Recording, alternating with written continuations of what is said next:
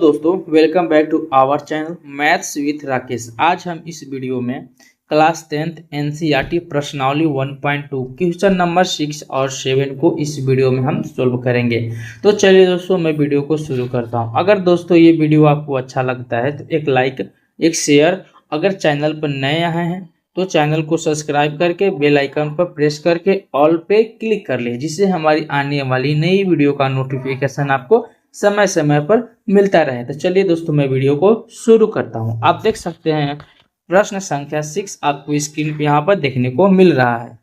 तो दोस्तों यहाँ पर देख सकते हैं कि व्याख्या कीजिए कि ये संख्याएं और ये संख्याएं भाज्य संख्या है क्यों। भाज्य संख्या क्यों है यहाँ पर बता दिया कि क्यों है, आपको यहाँ पर रीजन बताना है। तो दोस्तों सबसे पहले हमें भाज्य संख्या की जानकारी होना जरूरी है। तो चलिए हम दोस्तों यहाँ पर बात करते हैं कि भाज्य संख्या क्या होता है। तो दोस्तों भाज्य संख्या वैसी संख्या के कहते हैं, भाज्य संख्या वैसी संख्या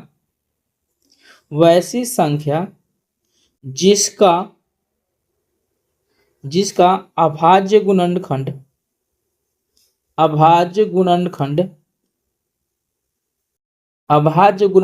2 से अधिक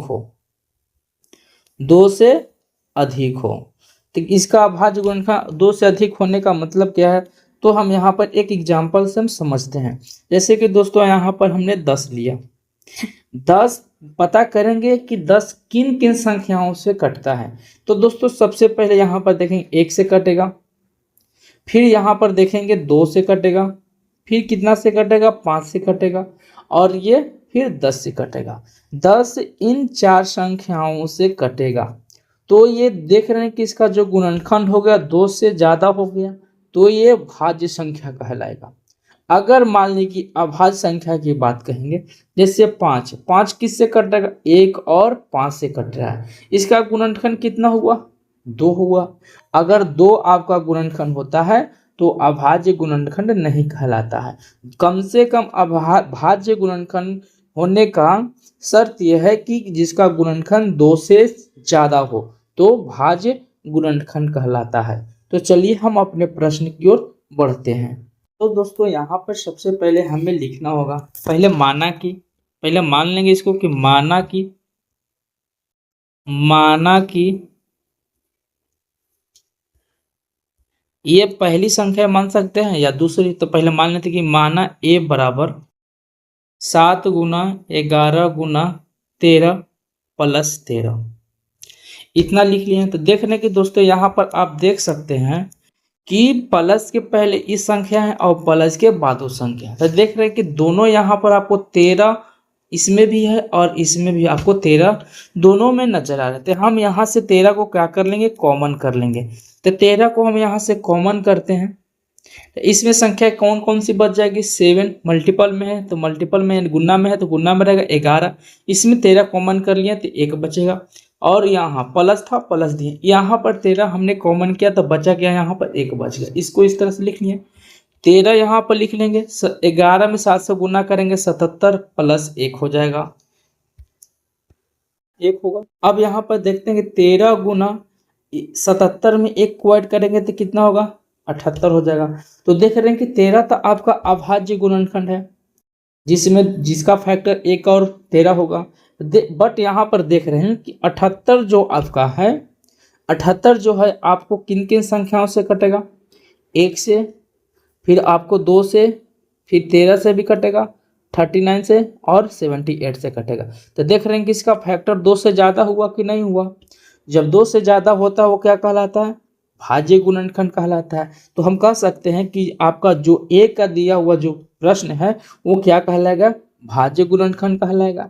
तो लिख लेंगे। तो लिखना कैसे, उसको हम लास्ट में बताएंगे कैसे आपको लिख लेना है, दोनों को एक ही साथ हम लिखेंगे। तो उसी तरह से दोस्तों इस वाले संख्या को हम क्या कर लेंगे, मान लेंगे। इसको मानते हैं बी पार्ट को मानेंगे तो लिखते हैं 7 6 5। अब यहाँ पर लिखते 13, 3 गुना 2 गुना 1 प्लस में 5, इतना हम लिख लेते हैं। दोस्तों यहाँ पर देख सकते हैं कि प्लस का जो पहले वाला संख्या है यहाँ पर देख सकते हैं प्लस वाले की जो संख्या के पहले भी इसमें 5 है, प्लस के भी बाद में भी 5 है।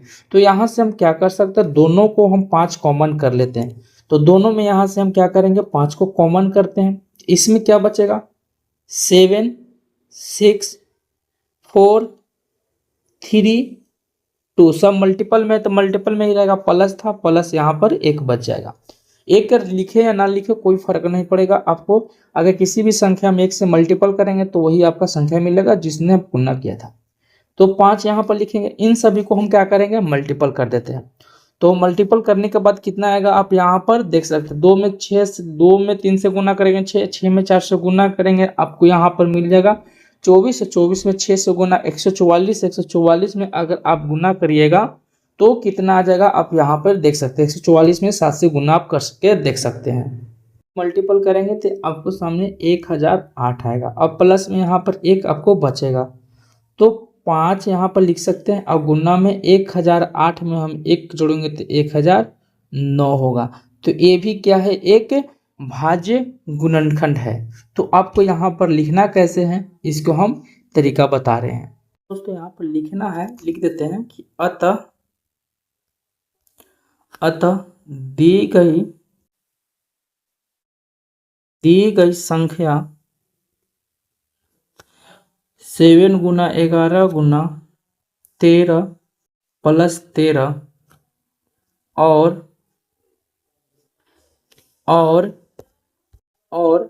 7 गुना 6 गुना 5 गुना 4 गुना 3 गुना 2 गुना 1 प्लस 5, 2 से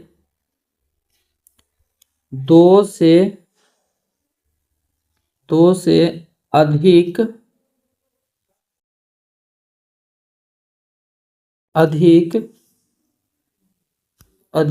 गुणनखंड है, 2 से अधिक गुणनखंड है। इसलिए ये संख्याएं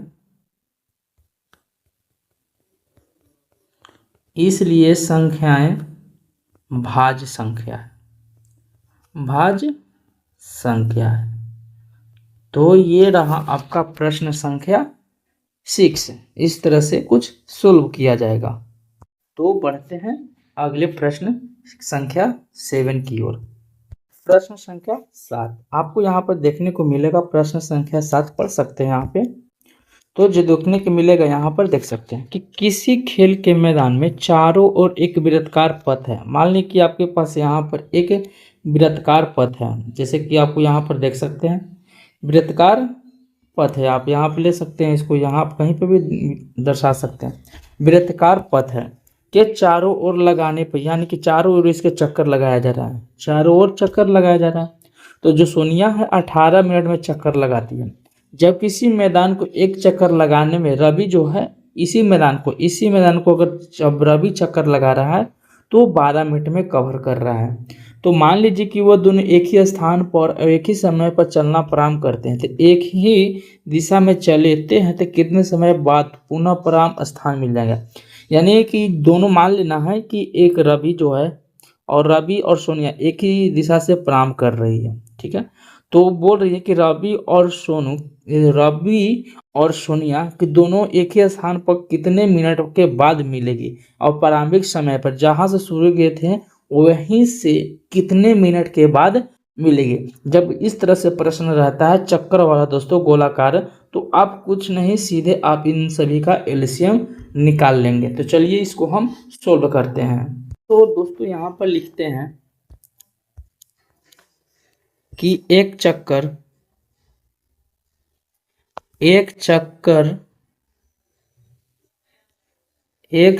में सोनिया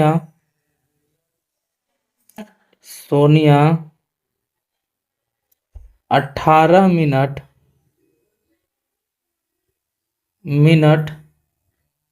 लेती है।